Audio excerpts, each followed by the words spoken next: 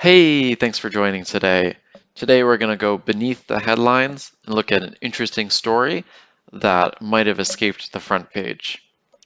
Have you ever wondered whether or not you could detect a breakup was impending before it happened? How might you go about that? And how soon you might be able to tell? Well, researchers at the University of Texas certainly did, taking a look at just that. The method of study was to take a look at posts from 6,800 Reddit users that had posted details of their breakups and to look at posts they made in the 2 years around that. So it includes before the breakup as well as after the breakup. And researchers were able to find distinct fingerprints that there was a cognitive shift going on in those posters who would ultimately go through a breakup, either being broken up with or doing the breaking up.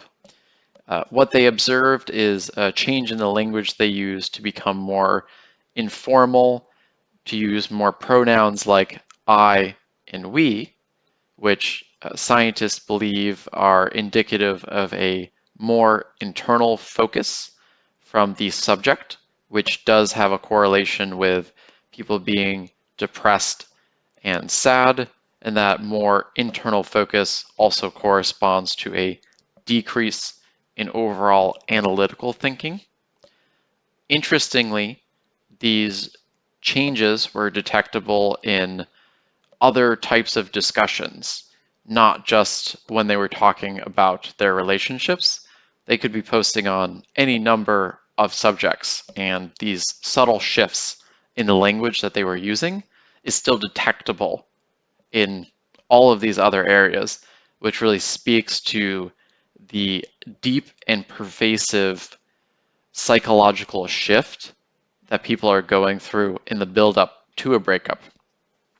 Additionally, they found that this shift in language peaked on the day that the breakup actually occurred, and it wasn't for about 6 months until people's language patterns returned to normal.